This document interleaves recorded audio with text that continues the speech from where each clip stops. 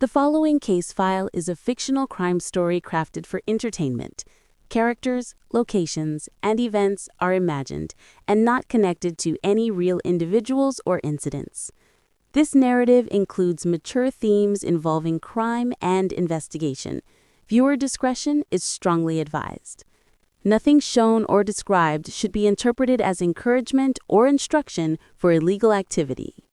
The first victim died quietly in Ravenwood. The second died screaming in another city. Neither case made sense on its own. Together, they exposed something no one wanted connected. If you enjoy slow-burn detective stories, hidden connections, and cases that unfold piece by piece, make sure to like, subscribe, and stay with Midnight Casefiles. This story doesn't rush, it waits.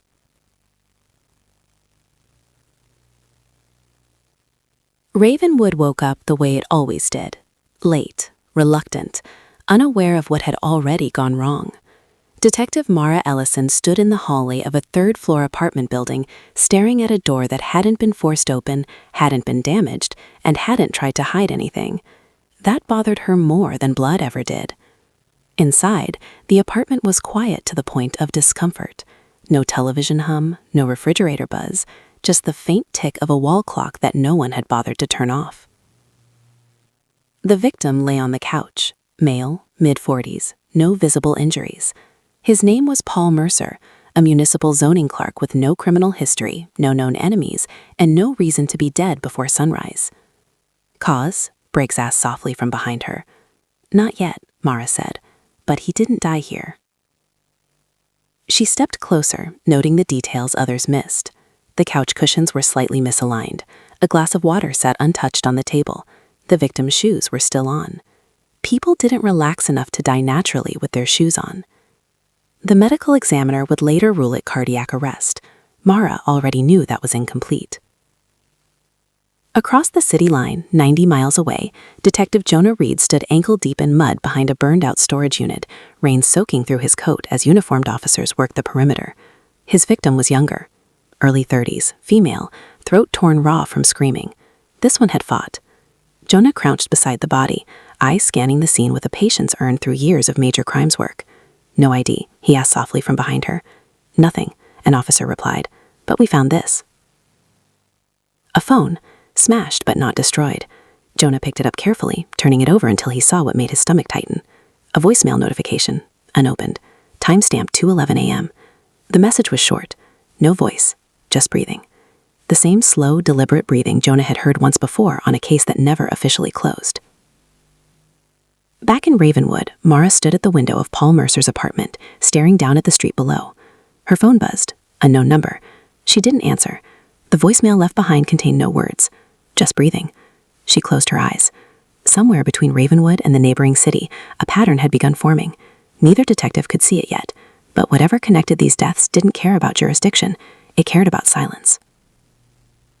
The rain hadn't stopped since dawn. It clung to Ravenwood like a memory the city refused to release, thin at first, then relentless, turning sidewalks slick and reflections into distorted mirrors of things better left unseen. Detective Mara Ellison watched it from the precinct window, coffee untouched beside her. Paul Mercer's death replayed in her head not as an image, but as a feeling, a wrongness that refused to settle. People who died naturally didn't leave rooms arranged like that. They didn't leave silences that loud. Her phone vibrated. Not an unknown number this time. Briggs. Federal ping just came in, he said without preamble. Another body, outside jurisdiction. Mara didn't respond immediately. She already knew. Where? She asked. Redfield City. Major Crimes is handling it. Her fingers tightened around the cup. Redfield sat just beyond Ravenwood's eastern edge, close enough to share traffic patterns, far enough to avoid shared accountability. Different command, different rules. Same breathing. You hear anything else? Mara asked. Briggs hesitated. They found a phone. That was enough. Detective Jonah Reed hated rain, not because it soaked through coats or blurred crime scenes, but because it washed away timelines, made everything feel newer than it was. The storage unit smelled like burned plastic and wet dirt. Fire crews had done their job, but fire never erased intent. It only hid it temporarily. Jonah stood near the body, hands in his coat pockets, eyes scanning everything except the obvious. Female victim, early 30s, no identification. Vocal cords bruised beyond what strangulation alone could explain.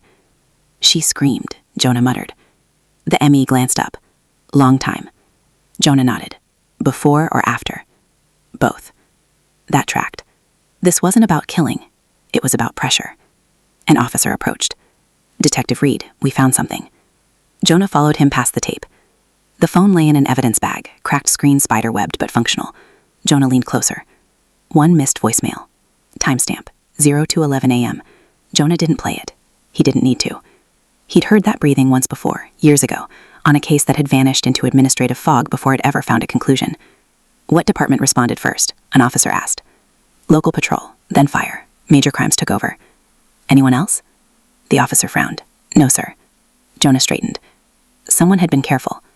Too careful. Ravenwood, same morning. Mara stood over Mercer's case file, flipping pages that told her nothing and everything at the same time. Zoning clerk, routine life, no flagged enemies. But he'd been nervous recently. That was buried in a footnote, an HR report about behavioral changes, sleeplessness, agitation, missed lunches. Fear leaves a paper trail if you know how to read it. Her phone rang. Unknown number, she answered. This is Detective Ellison. A man's voice replied, calm, measured, unfamiliar. Detective Jonah Reed, Redfield Major Crimes. Mara closed her eyes briefly. Let me guess, she said. You found a phone. Jonah paused. Yes. And the voicemail? Another pause. You've heard it before. Yes, Mara said quietly. And I don't think it's meant for the victims. Jonah exhaled. Then we need to talk. They met halfway between cities at a nondescript diner just off the highway. Neutral ground. No cameras worth hacking, no jurisdictional ego. Jonah arrived first. He watched Mara through the window before she entered, how she scanned the room, noted exits, clocked faces without staring. She wasn't reckless. She was tired. They sat opposite each other, coffee steaming between them like a truce neither had officially declared. You worked Kelder, Jonah said. Mara stiffened. Not many remember that name. I do, Jonah replied. Because he tried to loop me into something before he died. That landed heavy. Mara leaned forward. He reached out to you? Yes, 8 years ago. Said he'd found something that crossed cities, witnessed disappearances, false closures. And you didn't follow up. Jonah's jaw tightened. I tried. My captain buried it. Said Kelder was chasing ghosts. Mara looked away. He wasn't. Jonah nodded. I know, because now the ghosts are screaming. He slid his phone across the table. Mara pressed play. The voicemail filled the space between them. No words, just breathing. Slow, intentional, waiting. Mara stopped it. This isn't intimidation, she said. It's a signal. To who? Jonah asked. To people who know what it means to listen. Jonah studied her. You think Mercer and my victim were witnesses? Or about to be, Mara replied. Which means whatever Kelder found is still active. Jonah leaned back. Then someone's cleaning house again. And this time, Mara said, they're not even pretending it's natural. Outside, the rain intensified, drumming against the windows like impatience. Jonah broke the silence. If we're doing this, he said, we do it quiet. No task forces, no paper trails. Mara met his gaze. I don't work loud, she said. I work deep. Jonah gave a single nod. Then we're aligned. They didn't shake hands. They didn't need to. Some alliances formed out of trust. Others formed out of shared danger. And this one had both. The diner didn't close when they left. It just kept serving coffee to strangers who didn't know they'd been sitting at the edge of something that didn't care about city lines. Mara drove west. Jonah drove east. Neither spoke for the first 10 miles. That was intentional. Some thoughts needed distance before they were allowed to connect. Jonah didn't go back to the crime scene. That was a rookie move.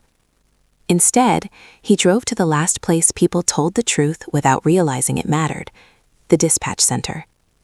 The building was quiet at this hour. Fluorescent lights hummed overhead, and tired operators worked with the kind of focus that came from knowing mistakes here had consequences. Jonah flashed his badge. I need the raw call logs, he said. Not the summaries. The supervisor frowned. Those get archived automatically. I know, Jonah replied. That's why I want the raw data. She hesitated, then nodded. You've got 15 minutes. Jonah pulled the logs from 01:30 a.m. to 03 a.m., the window where everything mattered.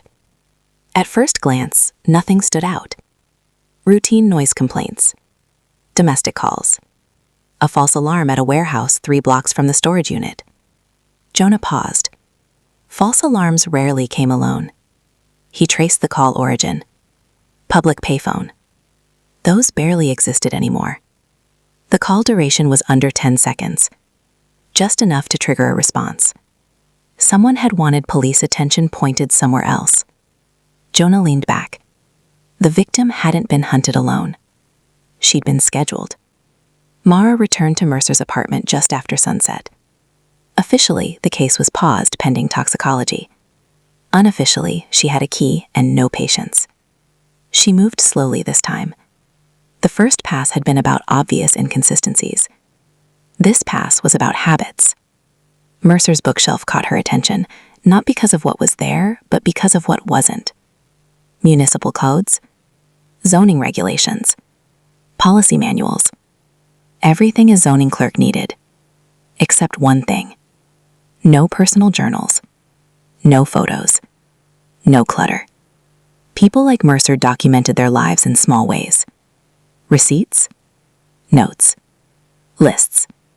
Mara checked the trash chute logs. Mercer had taken trash down at 1:12 a.m. That didn't match his normal routine. She accessed building security footage.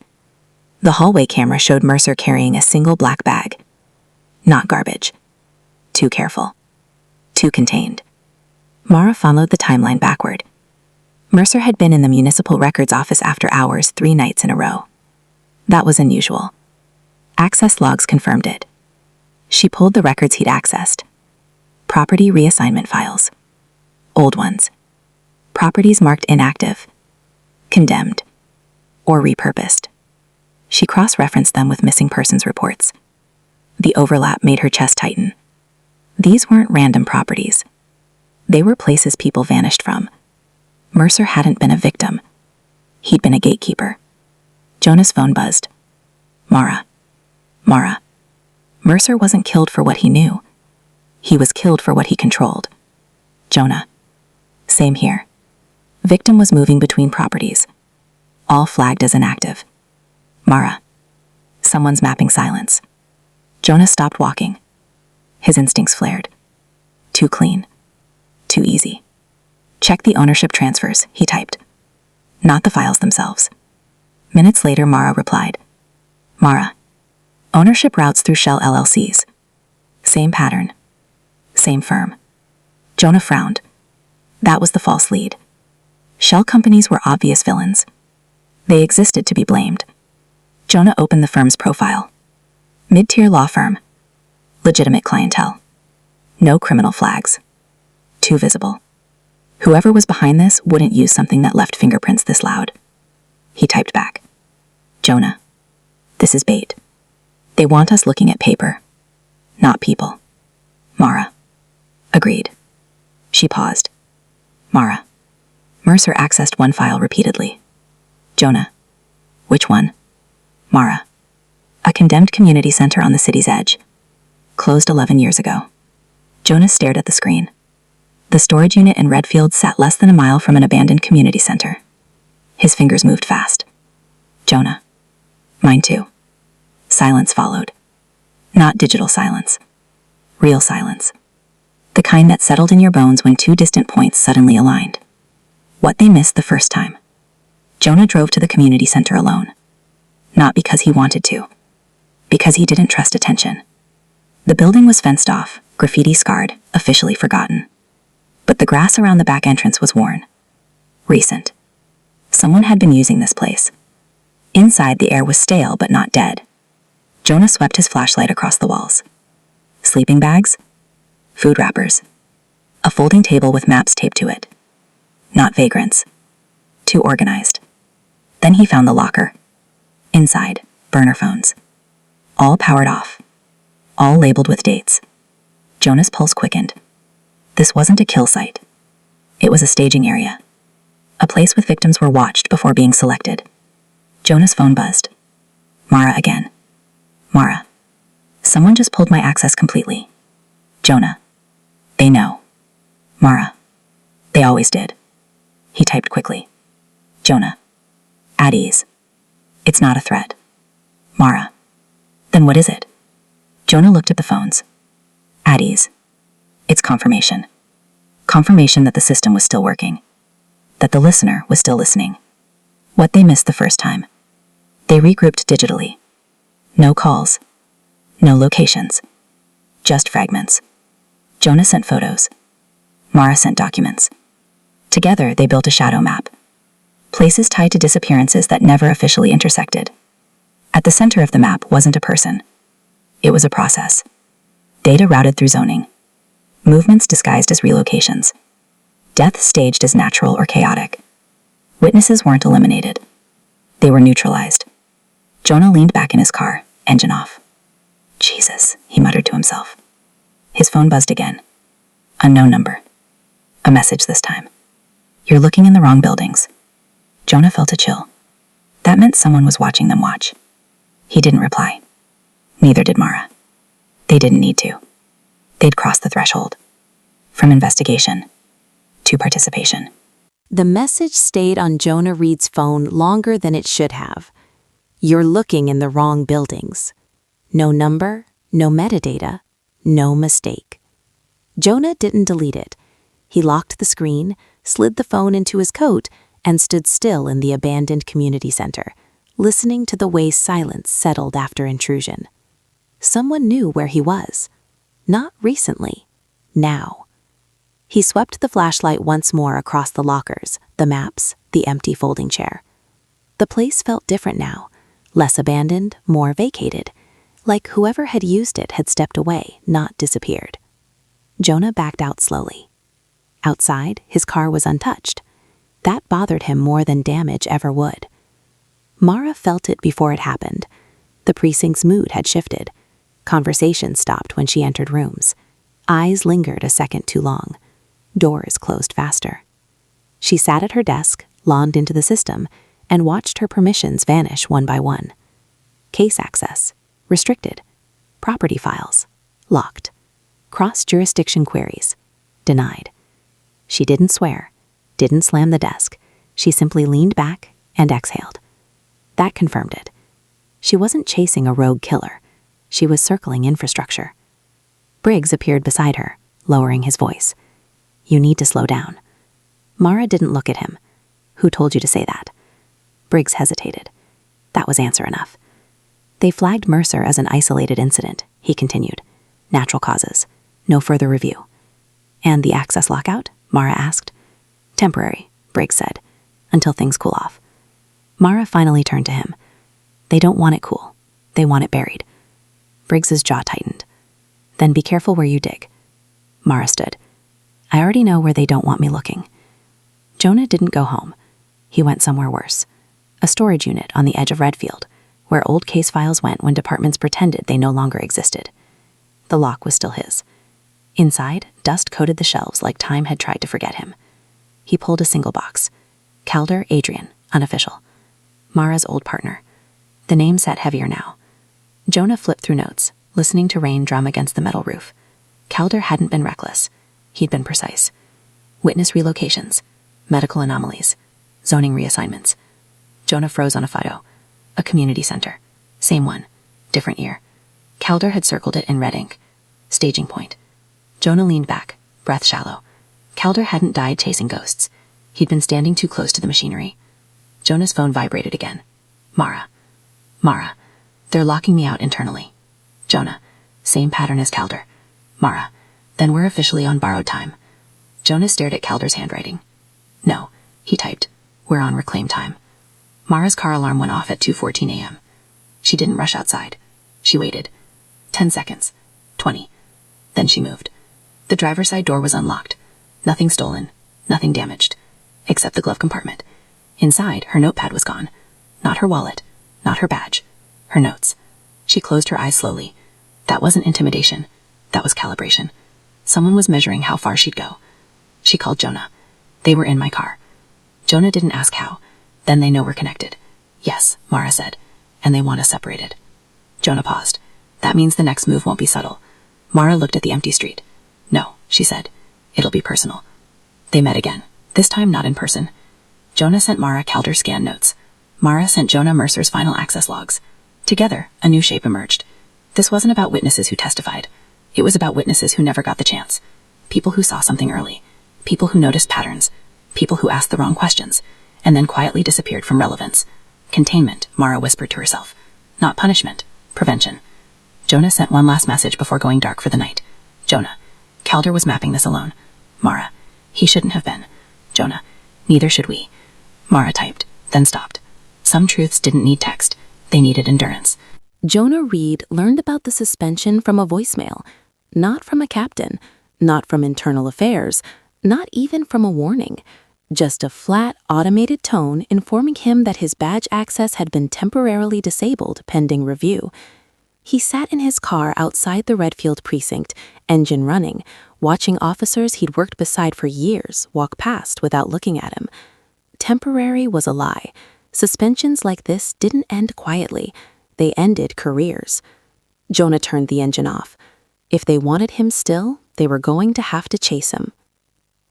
Jonah stepped inside the building anyway. Old habit. The scanner rejected his badge with a dull red flash. A young officer at the desk hesitated, then looked away. That hurt more than anger would have. Jonah backed out, rain soaking his shoulders as he walked back to the car. His phone buzzed. Mara. Mara.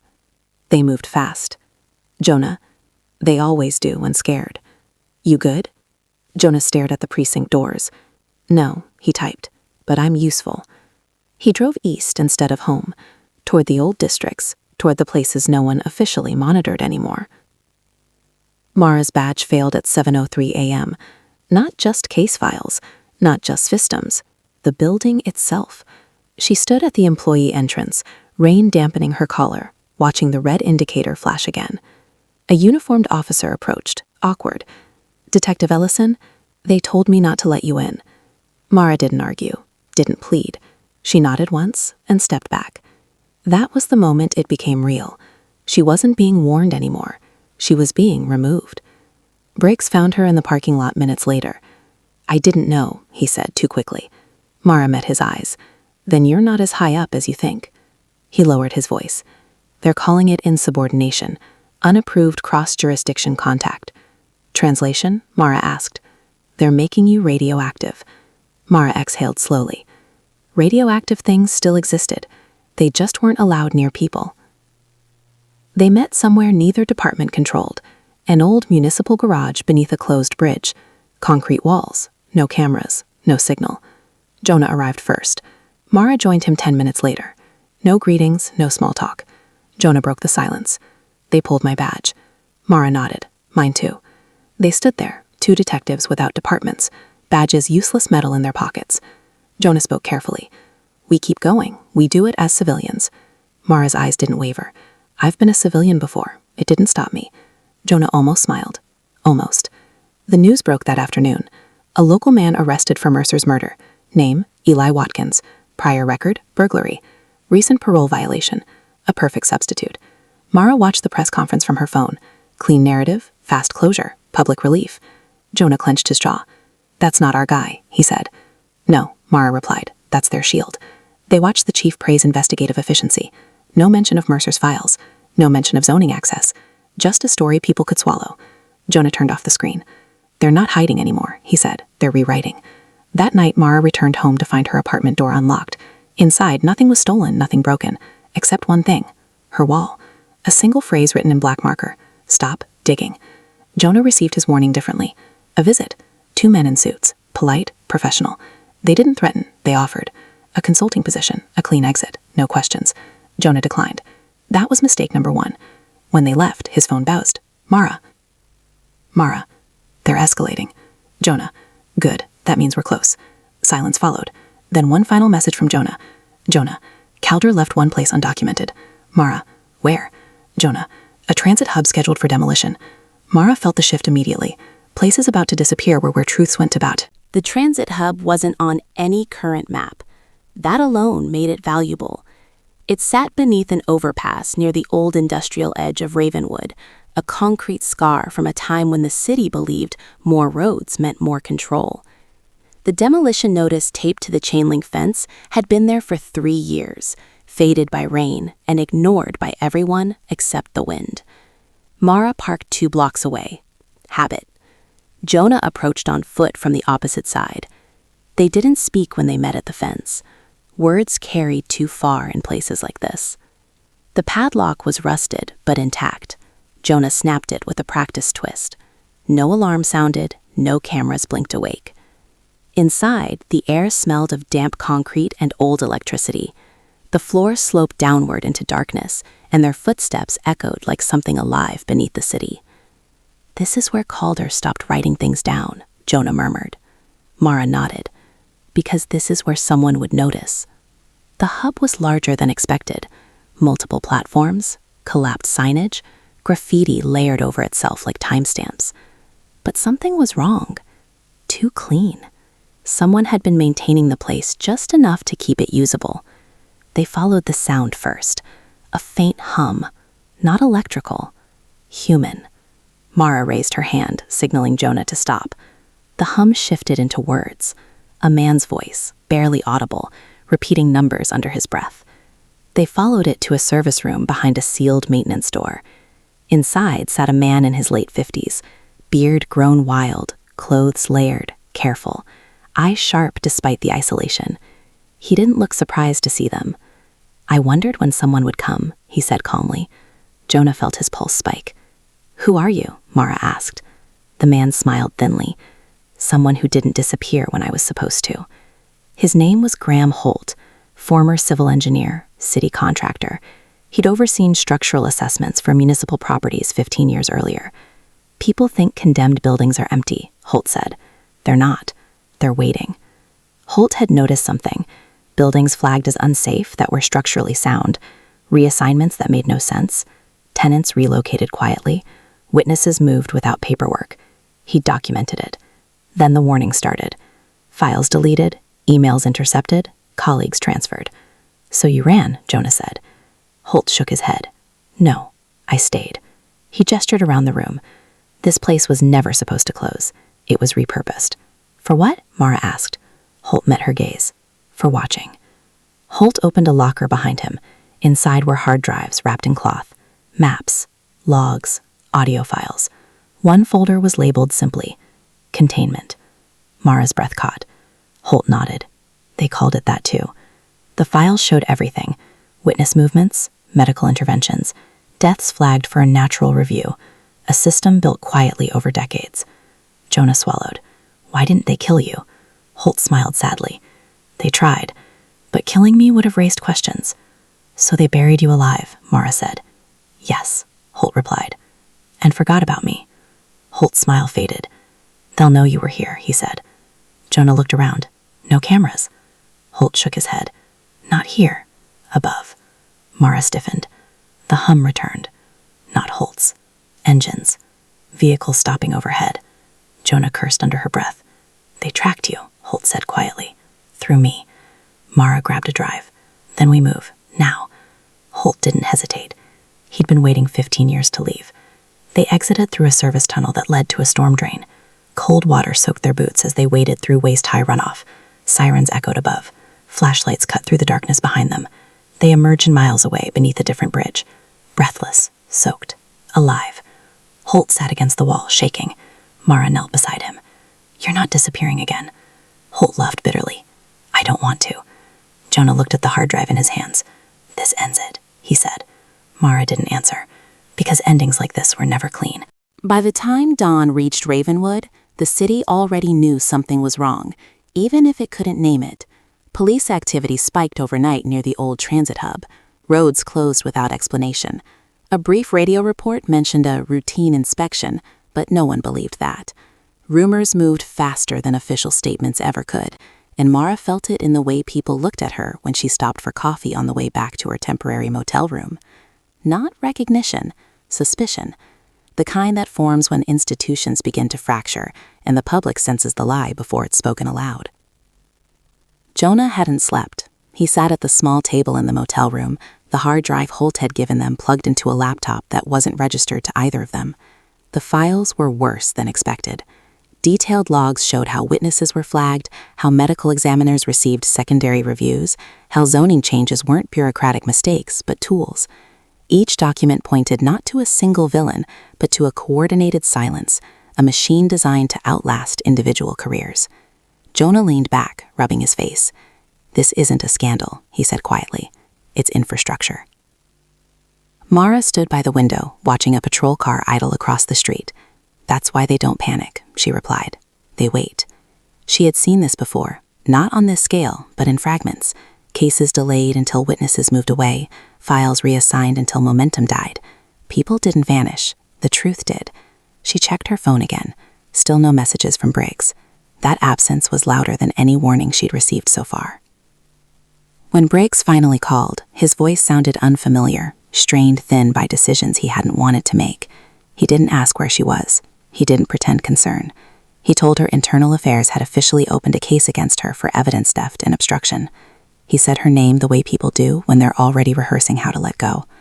Mara listened without interrupting, then thanked him for calling. When the line went dead, she didn't move for a long time. Jonah watched her carefully. "That was him," he said. "Yes," Mara replied, "and he's done." Jonah nodded. He understood that tone. Careers didn't end with explosions. They ended with quiet compliance. He turned the laptop toward her. "We have enough to expose this," he said. "But once we do, there's no going back. No more working from shadows. No more control." Mara walked over and placed her hand on the hard drive, grounding herself. She thought of Calder, of Mercer, of Holt waiting in a safe place with 15 years of fear finally catching up to him. "They've been deciding who matters for a long time," she said. "If we hesitate now, we're helping them." A knock hit the motel door hard enough to rattle the frame. Both of them froze. Another knock followed, slower this time, deliberate. "Police," a voice called. "We just want to talk." Jonah closed the laptop. Mara reached for her coat. They didn't look at each other. They didn't need to. Whatever happened next would happen fast, and the system wouldn't ask permission before it tried to reclaim what they were about to take from it. The knock came again, harder this time, followed by the unmistakable sound of a hand pressing flat against the motel door, as if whoever stood on the other side wanted them to feel the pressure before the entry. Mara moved first, slow and deliberate, her mind already several steps ahead. She didn't reach for the door. She reached for the bathroom light, flicked it on, then off again, creating the illusion of movement in the wrong place. Jonas slipped the hard drive into his jacket and backed toward the window, heart steady despite the surge of adrenaline. "Police," the voice repeated, more impatient now. "Open the door." Mara recognized the cadence, too controlled, too rehearsed. Real cops sounded annoyed at this hour. These men sounded purposeful. She met Jonah's eyes and gave a slight shake of her head. Not yet. Another knock came, followed by the scrape of a keycard. That confirmed it. This wasn't a conversation. It was a retrieval. Jonah moved fast. He slid the window open just enough and pushed the screen out silently, letting it fall into the bushes below. Cold air rushed in, sharp and clean. The sound of the lock clicking echoed through the room at the same moment Mara stepped back, placing herself deliberately in view of the door. If it opened, she would be the distraction. Jonah dropped to the ground outside, landing hard but controlled, rolling once before disappearing into the shadows along the back of the motel. The door opened. 2 men stepped inside. They didn't draw weapons. They didn't shout. They scanned, assessed, and immediately knew something was wrong. Mara stood near the bed, arms relaxed at her sides, face unreadable. "You're early," she said calmly. One of the men smiled without warmth. "Detective Ellison, you're coming with us." "On what charge?" she asked. "Temporary detention." Mara nodded once, as if considering it. Then she stepped forward just enough to draw their focus, her voice steady, controlled. "You're not police," she said, "and you don't want this loud." For half a second, uncertainty flickered. That was all Jonah needed. Outside, he moved quickly, keeping low, phone already in his hand. He sent the files, not all of them, just enough, to 3 separate encrypted contacts Holt had memorized years ago. Journalists who specialize in stories that powerful people tried to kill. Advocates who archive data faster than it could be erased. One send failed. The second hesitated. The third went through. Inside the room, the moment shifted. One of the men's phones buzzed, then the other. Their expressions changed, not to panic, but to calculation. Plans adjusting in real time. "We're leaving," one of them said quietly. "Now." They backed out as quickly as they'd entered, already dialing numbers, already shifting blame and damage control. Mara didn't move until the door shut and the lock clicked again. Only then did she exhale, the tension finally breaking through her posture. Jonah reappeared minutes later, breathless, eyes sharp. "It's out," he said. "Not everything, but enough." Mara sat on the edge of the bed, the weight of it settling in. "Then they'll move faster now," she said. "Yes," Jonah agreed. And louder. Outside, sirens began to rise across the city, overlapping, multiplying. Not for them, not yet. This was the sound of a system scrambling to contain a leak it no longer controlled. Mara looked toward the door, knowing she couldn't go back to who she'd been, even if she wanted to. The truth was no longer hidden. It was in motion.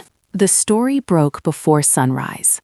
Not as a headline, not as a name, but as a question spreading through feeds and late-night radio like smoke. Anonymous files, internal logs, zoning transfers that didn't make sense, medical reviews that ended too neatly. The kind of data that didn't scream conspiracy, but whispered pattern, and people leaned in to listen. By the time Mara stepped outside the motel, reporters were already arguing online about what it meant, which was how she knew it had landed. When institutions rush to dismiss something before it has a name, it means the wound is deep. Jonah's phone wouldn't stop vibrating. Journalists, editors, old contacts who hadn't spoken to him in years suddenly remembering his number. He ignored them all. Attention was dangerous now. It made people sloppy, and the system fed on sloppiness. He focused instead on the countersignals, internal memos leaking out of departments, captains demanding roll calls, sudden audits announced at dawn. This wasn't damage control, it was triage. They were trying to find the bleeding point and cauterize it. Mara watched the city wake up from the passenger seat as Jonah drove. Police cruisers clustered in places they didn't usually bother with. Municipal offices closed early under the excuse of technical issues. A familiar voice came through the radio, clipped and rehearsed, assuring the public that there was no evidence of systemic wrongdoing. Mara turned it off. She'd heard that tone before. It was the sound of people protecting process over truth. The retaliation came quietly. Jonah noticed first when his bank card declined at a gas station, then again when his phone lost service for 3 blocks at a time. Not dead zones, selective ones. Mara felt it when her temporary motel room was suddenly unavailable and the clerk wouldn't meet her eyes. Pressure without fingerprints, a reminder that even without badges, they could still be isolated. They regrouped in a borrowed apartment above a closed storefront, the kind of place that belonged to a friend of a friend and asked no questions. Holt stayed hidden, too visible now to move freely, cataloging what remained and flagging redundancies so the evidence could survive even if they didn't. Mara paced while Jonah watched the live chatter scroll across a muted screen. The narrative was shifting from denial to containment again, but this time it wasn't quiet. Too many eyes had seen the seams. Then the call came. Not for Jonah, for Mara. A deputy chief she barely recognized asked her to come in to clarify a few things. Not a threat, an invitation, the kind that pretended choice existed. Mara understood immediately. They didn't want to punish her. They wanted to use her, put a familiar face on the front of a controlled cleanup and call it accountability. Jonah shook his head. It's a trap. It's leverage, Mara said, and leverage works both ways. She thought of Calder, of how working alone had made him easy to erase. She thought of the officers who would follow orders tomorrow without knowing why. If I stay outside, they paint me as unstable. If I walk in, I force them to look at me while the truth keeps spreading. She went alone. Inside the precinct, the air felt heavier, like the building itself was holding its breath. Faces turned, some with relief, some with fear. The deputy chief spoke in careful sentences about transparency and review committees. Mara listened, then spoke once, clearly, without raising her voice. She didn't accuse, she didn't threaten. She stated what was already public and what would be next if it stalled. She named dates, she named documents, she named consequences. By the time she left, nothing was resolved, but everything had changed. Outside, Jonah waited in the car, watching her approach. "You just stepped into command," he said quietly. Mara opened the door and sat down, exhaustion settling into her bones. "No," she replied. They stepped into daylight. Somewhere across the city, the system recalibrated again, but this time it had to do it where people could see. The system didn't collapse the way people imagined it would. There were no mass arrests, no dramatic press conferences admitting fault. Instead, it tightened. Committees formed overnight, reviews were announced with timelines just vague enough to mean nothing. People in power learned how to speak again without saying anything at all. Mara watched it happen from the inside, sitting in rooms where language was weaponized to slow truth into irrelevance. They spoke about process, about caution, about protecting public trust, and she understood the real message beneath it all. Delay long enough, and outrage forgets what it was angry about. Jonah worked from the edges. He had no badge to flash and no office to hide behind, which made him dangerous in a way this system wasn't built to anticipate. He followed the money and the movements, the small changes no committee could explain away. One witness, a former paramedic, surfaced quietly after seeing the leaks. Not a whistleblower by nature, just tired of carrying something alone. Jonah met him at a closed gym after hours, the lights dimmed, the air stale with disinfectant. The man didn't sit, he paced. He talked about medical directives that didn't come from doctors, about patients transferred who weren't sick enough to move, about forms that arrived already signed. The witness was shaking when Jonah asked the only question that mattered. Who told you to stop asking? The answer was a name that didn't belong to a villain. It belonged to a coordinator, someone who bridged departments, someone whose job was to make problems disappear without anyone noticing the hand doing it. Jonah recorded everything, knowing the risk the moment the red light came on. This wasn't evidence meant for a courtroom yet. It was leverage meant to force a fracture. Mara felt that fracture the next morning when a junior administrator requested a private meeting and arrived already sweating. The woman spoke fast, tripping over apologies, explaining she'd been instructed to alter access timestamps, but hadn't understood why until it was too late. Mara didn't reassure her. She didn't threaten her. She asked for names and documents and waited in silence until the fear did the rest of the work. When the administrator left, Mara finally allowed herself to sit back. The counter-investigation was no longer theoretical. It had faces now. Jonah sent the audio first, then the transcript. Mara listened alone, the door closed, the blinds half drawn. The paramedic's voice cracked once when he described a patient who asked where they were going and never made it back. Mara paused the recording and stared at the wall. This was the mistake the system always made. It optimized for control, not conscience. It forgot people eventually talk. The response came faster than expected. A sealed memo circulated internally, ordering a halt to all non-essential inquiries. The language was sharp this time, defensive. Jonah smiled when he read it. Orders like that weren't strength, they were panic. He moved again before they could adapt, forwarding a portion of the recording to a single oversight office that couldn't bury it without implicating itself. That night, Mara received a message from a number she recognized but hadn't seen light up in years. Briggs. No preamble, no apologies. Just 4 words. They can't stop this. Mara typed back once. Then don't help them try. Across the city, Jonah watched unmarked cars circle the block and chose not to run. He wanted them to see him, wanted them to understand he wasn't hiding anymore. The trap wasn't snapping shut yet, but it was set, and the system was walking toward it because it couldn't imagine any other direction. The collapse didn't come all at once. It came in pieces, scattered across departments and days, like a structure giving way, one joint at a time. First, the coordinator Jonah had identified quietly resigned, for personal reasons. Then, an internal memo leaked confirming unauthorized witness relocations under a classification no one outside a narrow circle had ever approved. The word containment disappeared from official language overnight, replaced by phrases like procedural oversight and historical mismanagement. Mara watched it unfold from a small conference room on the 3rd floor, where she had been asked, not ordered, to brief a civilian oversight panel that suddenly wanted clarity instead of comfort. She spoke plainly. No dramatics, no accusations that couldn't be proven. She laid out timelines, documents, and patterns, letting the weight of consistency do the work for her. When questions came, she answered them once and didn't repeat herself. By the end of the session, the room had gone quiet in a way she recognized. Not disbelief, acceptance. The kind that settles in when people realize the truth is already public and denial will only stain them further. Jonah stayed out of sight. That was deliberate. He had given them the fracture, and now the system needed a face it could negotiate with. Mara understood that role better than she wanted to. When the interim chief asked her to stay behind, she already knew what was coming. He spoke about trust, about stabilizing morale, about needing someone who understood both the damage and the department. He didn't say promotion. He didn't need to. The weight of responsibility settled on her shoulders the moment he stopped talking. Outside, the city felt different. Not healed, just quieter. News vans had moved on to the next outrage.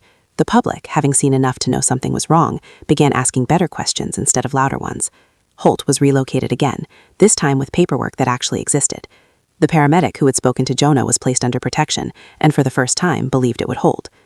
Mara met Jonah one last time near the river, early morning fog rolling low across the water. They didn't talk much. There was nothing left to coordinate.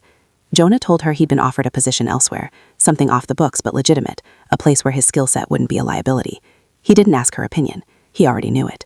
Mara told him the department would never thank him properly. He smiled at that. He hadn't done it for thanks. When they parted, it wasn't dramatic, just two people stepping back into different currents. Mara returned to the precinct later that day, her access restored, her desk moved, her name quietly added to an internal list she hadn't been on before. The badge felt the same in her hand.